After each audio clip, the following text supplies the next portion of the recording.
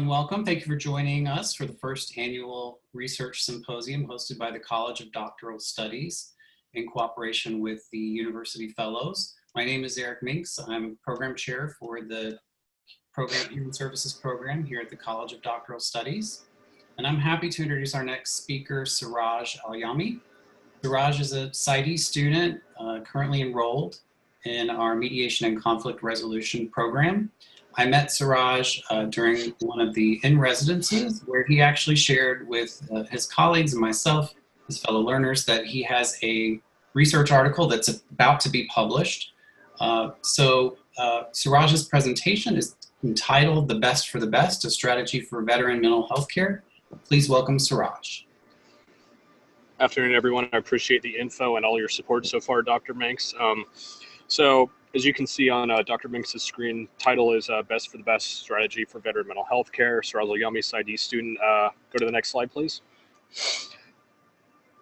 Okay, so basis for design and research.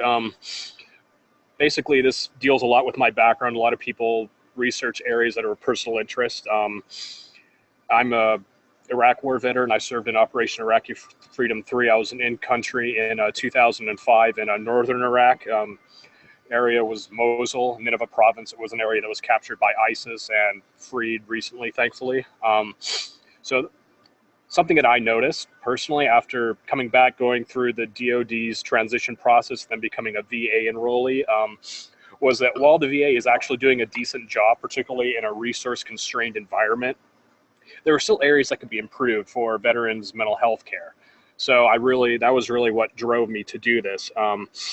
And as I mentioned, combat veteran VA enrollee. I'm also currently a DOD employee. I work for the Program Executive Office Enterprise Information Systems. It's located at Fort Belvoir, which is where I currently am. And my military experience didn't end with my separation. As a civilian employee, I still interact with active duty military personnel as well as veterans, because a lot of the civilians here, I heard an unofficial number that roughly in our organization, 75% of the civilian employees have some sort of military service. So naturally, mental health is a recurring issue. And I was also motivated by one of my former professors, Dr. Elizabeth Turek, I think her name is pronounced. So I don't believe she teaches for the university anymore. I'm attempted to contact her through the email multiple times, never got a hold of her, but she was my psychopathology 2 instructor. And after actually reading the first assignment I submitted, she really encouraged me to pursue getting my research published. And this paper that I'm actually presenting here was the final paper I wrote for a course. And again, it's a bit of research I want to do towards my applied doctoral project. I do want to research veteran issues. So next slide, please. Moving on as we go to background and key points. As I mentioned, a Iraq War veteran. I was a U.S. Army officer. I was branched as an infantry officer, but I was assigned to a cavalry unit. And when I was in country, given my ethnic background, my dad's from Saudi Arabia, and my limited Arabic speaking ability, I'm not going to flatter myself, but given my limited Arabic speaking ability, I did multiple assignments overseas. I worked for the staff judge advocate, which is basically the lawyers. I did some information operations, psychological operations, civil affairs. So a lot of the things that involved culture and language I was involved in. So at any rate, I do have a lot of background experience in that. So I guess we can go on. Basically, just a brief layout, an explanation of how my presentation is going to work. I denoted some key ideas here, and I cited some authors who either explicitly found those or inferred the points that I'm bringing up in this presentation, and they're cited in APA format behind the point. So just I won't explicitly, discuss the contents of every single article, but I'll just, mention some findings I found from my literature review, which was, again, my methodological approach. And I'll discuss that as time permits. So first point would be Department of Veterans Affairs treatment options for veterans. So yeah, basically the crux of this discussion and point was that the VA has multiple treatment options, but more is always available. I make a point later on that animal therapy occurs in some VA facilities, but not others, as an example. And really the key towards this research was to identify areas in which there should be a national precedent. Certain VA facilities have certain options for veterans, but they're not all universal. And having facilities where a veteran can go to when they move and still have familiarity in terms of treatment options is, in my opinion, optimal. And that was actually what I found in my research. So next point is sort of ties in with what I just mentioned. Veterans of different experience have different needs and wants in terms of treatment options.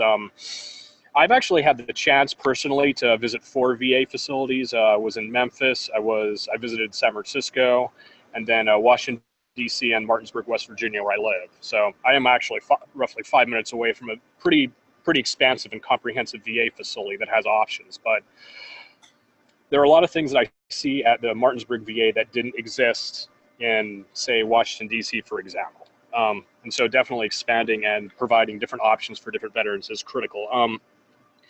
The last point on this page, changes start from the grounds up with input from politicians, service members, veterans, and legal experts. There are actually some I'm sorry, did someone have a comment? I thought I heard something. Nope, okay. One thing that I did notice through my research was that there are several options for veterans, at least from a legal perspective. I think that's kind of what I want to hone in on here. One option is the Veteran Justice Outreach Initiative. It's actually a program that is approved and funded by Congress. In essence, what it does is it I guess affords the option to veterans who are offenders with things like counseling, and I don't believe they do legal representation, but at any rate, they do offer various options for veterans that have committed offenses. They're not necessarily options that are available for others. It's a great start. It's absolutely a great start, but there are more they can do. There is more that the VA and Congress can do. So next slide, please. Okay, and this slide discusses what can happen when soldiers, sailors, airmen, Marines are active duty folks, and pardon me, and what steps can be taken before they actually separate. The first thing I mentioned, support from commands, is essential. One point I will make that is important was when I separated in 2005, there was still a lot of misconceptions and a lot of apprehension towards seeking mental health care. From what I've experienced and what I've seen as a Army civilian, that is improving. At least in the Army, there is a lot more openness, a lot more acceptance of, mental health diagnosis. Could always be better. Service members still are trained and indoctrinated to be tough and to not necessarily seek mental health care unless they're, at the point of a breakdown. Which again, it's better than it was when I was in, but there are additional steps that should be taken. One thing that I actually found from my studies was there are certain programs that exist in the Army where chaplains, and when I say chaplains, again, I'm not just referring to Christian chaplains. I'm referring to, rabbis, monks, imams, priests. When they say chaplain corps in the Army, it's basically any sort of religious figure. So something that I did find in my research is that soldiers, sailors, airmen, and Marines are able to form bonds with their chaplains, and those should potentially extend. Sometimes unofficially they do. Chaplains and service members keep in touch once they separate, but there definitely should be some framework for at least encouraging those sorts of behaviors, because that continuity is absolutely critical when a soldier separates, because their entire life is changing and it requires a major adjustment. So again, consistency is crucial here. Next few points are actually observations. I'll discuss them from my personal experiences. Family and caregiver support must be present and involved.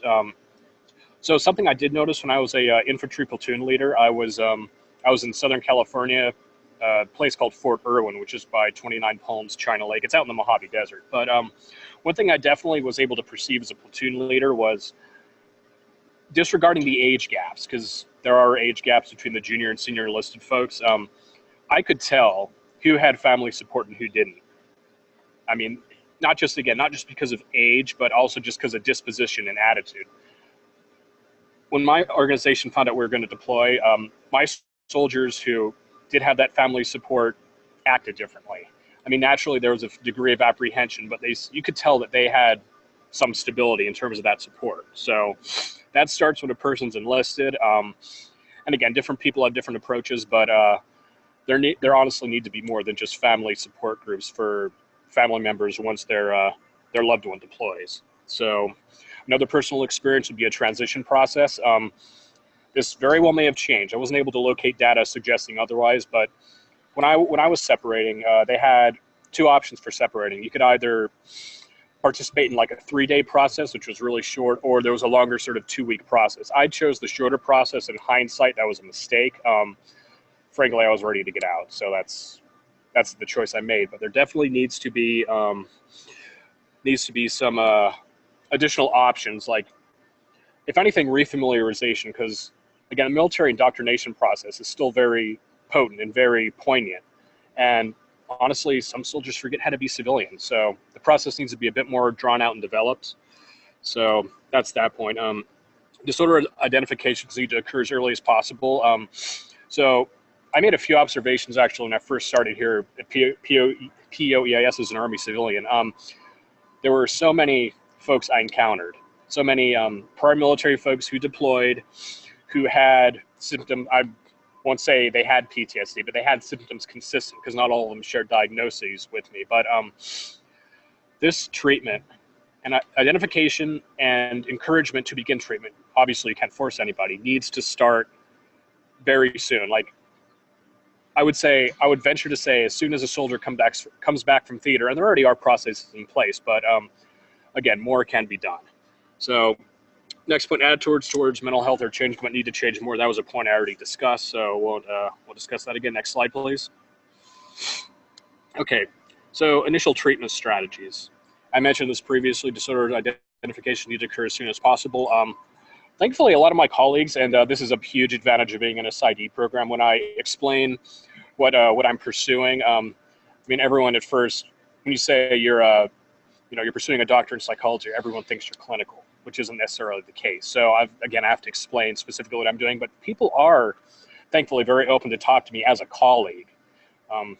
So as I said, they need to occur as early as possible, and there needs to be follow-up, and there needs to be involvement, not just from friends and family members, from the community. There is actually an initiative on the Hill. Again, being so close to DC, these discussions are to some extent unavoidable, but similar to an Amber Alert, there's something that is going through Congress right now called a Green Alert, which is for veterans who are at risk of suicide. I'm sure we've all heard the numbers, 20-something a day veterans on average commit suicide, but this Green Alert, it's still under development. But what it will do is it'll serve in a manner similar to an Amber Alert, where if a veteran's in crisis and can't necessarily reach out to the veteran crisis line, there will be another mechanism in place to help the veteran and potentially, save them from suicide. So next point, trust between veterans and caregivers is essential. One thing that I have noticed at both the Martinsburg and Washington, D.C. VAs, and there was actually a report on D.C. News about this, is the high turnover. And I've experienced it myself. I've been going to the Martinsburg VA for roughly 7 years, 6-7 years. And so far I have had 3 physicians and 2 mental health specialists. My last one, actually, when she found out I was doing a PsyD, sort of recommended I go elsewhere. And I mean, I'm not being critical of her rationale. She said, she had to provide justification for serving vets, and I was much lower priority given the other folks who were coming in. I was much more functional, so totally understandable. But at any rate, that's also something that needs to occur. As I mentioned earlier, consistency. There has to be trust. There has to be established rapport. So I already mentioned suicide. Most folks should be familiar with Mission 22 or the 22 challenges. If you're not, it's basically where someone willingly does 22 push-ups a day in remembrance of the roughly 22 veterans that commit suicide. I'm not going to get into how that number was designated. There's a bit of flaw in the calculation, but anyway, roughly 20. So VA care facilities need to be conducive to successful treatment. This was actually an interesting study, and I'll actually specifically chime in on this one. 2 authors of this study actually went to several VA facilities and actually tested noise levels. The World Health Organization has specific standards, like in terms of decibels, for what the noise level should be in care facilities, and the VA facilities that these folks visited were actually higher than what they should have been. So even something as simple as noise level is a consideration. Then, of course, there's the nature of the facilities, whether they're modern, various other things that need to be considered. So last point, veterans must be informed and have options in terms of treatment. In terms of being informed, one thing I really will praise the VA Martinsburg is their email communication systems. In all honesty, and I'm somewhat sarcastic, but I get so many emails from them in terms of events. It's actually getting mildly annoying. But I mean, I'm informed. That does pose a problem for older veterans who may not necessarily have access to email. But one thing for veterans that do have email that the VA Martinsburg is doing incredibly well is communicating through email. Next slide, please. So long-term care, as I mentioned, family involvement is essential. And oftentimes, if a veteran's having a crisis, they might not necessarily have the ability to pick up the phone, call 911, call the Veterans Crisis Line. They just may be so incapacitated from, say, a flashback, for example, that they're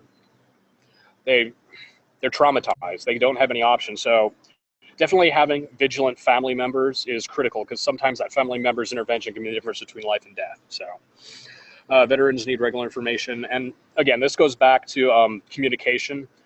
Again, the Martinsburg VA has done a phenomenal job with this. I'm unfortunately unfamiliar with other VAs or national level VAs, but definitely a consistent means of communicating information to veterans is important. So expansion of animal therapy, as I mentioned, making that possibly a nationwide option for those who are interested would definitely aid people. And again, it really depends on identifying what the veterans as a whole really want to experience in terms of treatment.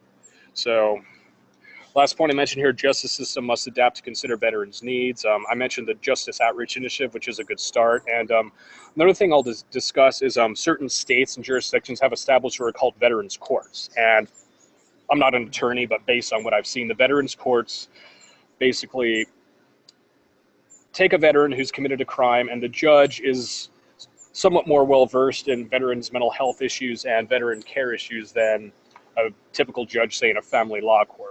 So there is more consideration given towards those types of stories. And I actually do remember a kind of a heartwarming story from a few years ago. There was a veteran who had committed a crime, and he had a pretty severe case of post-traumatic. He was a special forces person, retired, and the judge actually felt kind of bad because even though the veteran broke the law, there were so many mitigating factors. So what the judge actually did was he sentenced the guy to a night in jail, and the judge actually spent the night in jail with the former special forces person. And again, that's sort of an inspirational story, and in my opinion, there needs to be more. Next slide, please. Okay, my contact information, Siraj Alyami. I included my Rockies email, my phone number. So a bit of information about the publication. It's the Journal of Military Learning. It's part of the Army Press at Fort Leavenworth, Kansas. And yes, there is a prison at Fort Leavenworth. That's really what it's known for. But the Army Press is also there. And it's a biannual publication. I missed April's submission date, unfortunately. So now we're looking at October 2019. Next slide, please. Next 3 slides include my references. So we could probably just stay on a slide for 10, 15, or however long. So, and I believe that's it. So unfortunately, I do not have access to the chat box. I saw Dr. Sundstrom asked a question, so I guess if Dr. Minks wants to mediate, that'd be great. Sure. So first of all, thank you. And I'm really proud of you for taking what was a classroom assignment and then kind of parlaying that into your own research and soon to be published, which is great. But we do, I have a question in the chat.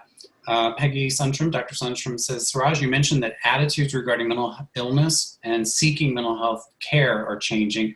Can you talk more about what is changing and how? In other words, is it easier or more acceptable for service members to seek care, and are individuals who seek care supported by their peers and superior officers? I will give, that's actually, I'm really glad that Dr. Sundstrom brought that up. I will give a personal example. So when I was in the military, I had a disagreement with the battalion commander. This guy was a lieutenant colonel and I was a second lieutenant. So a bit of a grade disparity rather. And part of his punishment for me was to order me to go and see a mental health practitioner.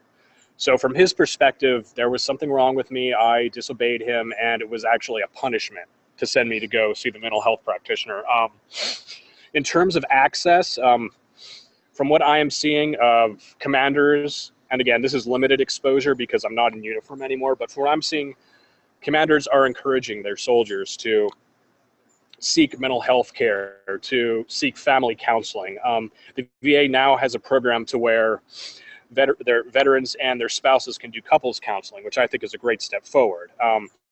So definitely there is more support in the command structure for seeking mental health care. And from what I'm seeing at Fort Belvoir, access really isn't a problem. So when I deployed to Iraq, I was actually able to see a psychologist myself. I only went twice because there were logistical issues going through a combat zone from one installation to another. But in the past, it was accessible. Now it's definitely more accessible. So at any rate, I appreciate the question. There's one more question from one of our adjunct professors, Dr. Orefo, and she says, Shukran is New Zealand. That's Arabic. Yeah, thank you very much. So Afwan, yeah, you're welcome. That was nice. I like that. Yeah. Actually asking what, if anything, can be done, because we have a lot of students, right, who are in the military who may be struggling from PTSD. What is the single most important thing that maybe an adjunct professor here could do to support students who may be struggling with some of the issues that you're describing? So I don't know if this is deliberate or not, but before most of my classes, I get an announcement that's actually intended for the professor. I don't know if I'm just courtesy copied on it or not, but basically lists the professor's name and says you have a student who has a military affiliation. Please take these things into consideration. And there's a discussion of the logistical issues like information blackouts, which do happen, deployments, and various other things. That's definitely a good start. But one thing that I would definitely recommend to professors is to be cognizant of the mental health needs of veterans.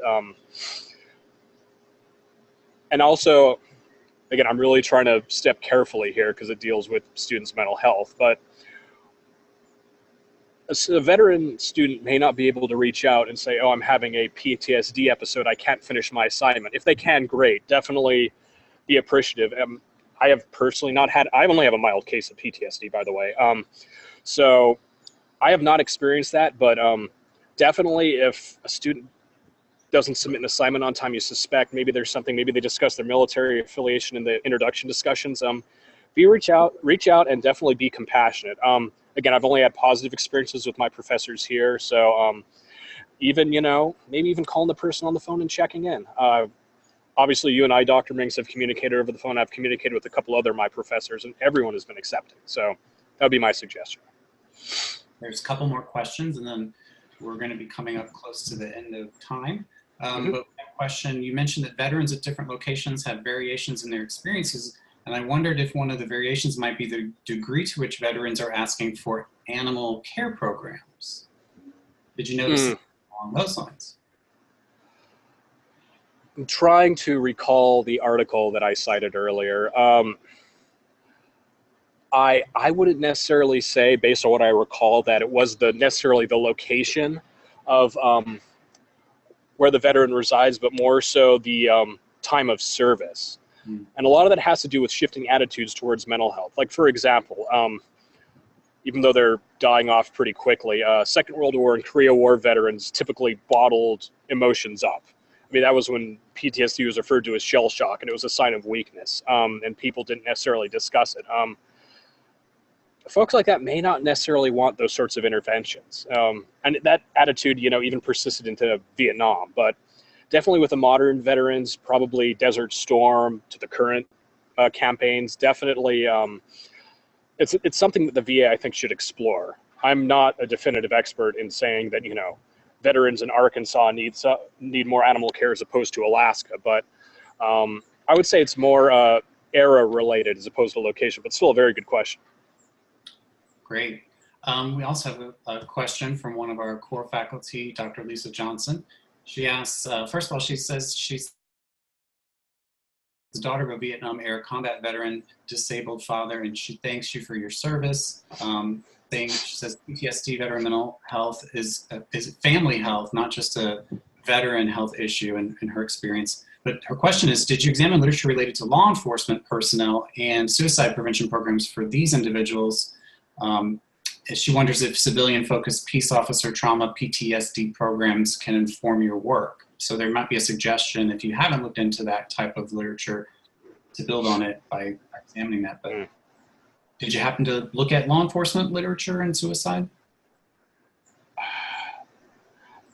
Not directly. I mean, it was brought up in a few of my articles. That actually is a really great point. From what I have read, not for this piece, but for just other research, and from what I've seen in the news and from other sources, in terms of mental health training for law enforcement, again, just like programs at the VA, it varies quite a bit. From what I've experienced, I've never had a problem, but I can see and for how some police departments with less resources would not necessarily be able to train safety officers in that area. But yeah, it's definitely something I will look into. Great. And then I just have one last question. Are you hoping to take this and perhaps build this into your doctoral research project? Okay, yeah, so I'll, Dr. Minks, you're very familiar with what my ADP topic is because I've discussed it with you all the time. But at any rate, what I ultimately want to do is I also happen to be an avid motorcyclist. So I sought treatment from a VA psychologist actually in South Carolina. How is that possible? It's through Telemental Health, which is another VA program, which is where you basically see a psychologist over the internet. And for me, it worked great, but not an option for all veterans. She had done her residency in New England. And when I mentioned, I'm interested in motorcycling, the topic came up of seeing how motorcycling could potentially be a source of behavioral activation. For those who aren't familiar, behavioral activation was initially, I should say, used to treat depression. It's basically getting people out and doing activities. So I don't want to say it serves as a distraction, but it sort of does, to be totally honest. It allows them to become active so they don't necessarily get depressed. They don't necessarily feel withdrawn and reclusive, that sort of thing. But now there is actually studies seeing how it can be beneficial for PTSD. So what I really want to look into is to see if group motorcycle rides can serve as a source of behavioral activation to fight PTSD for combat veterans.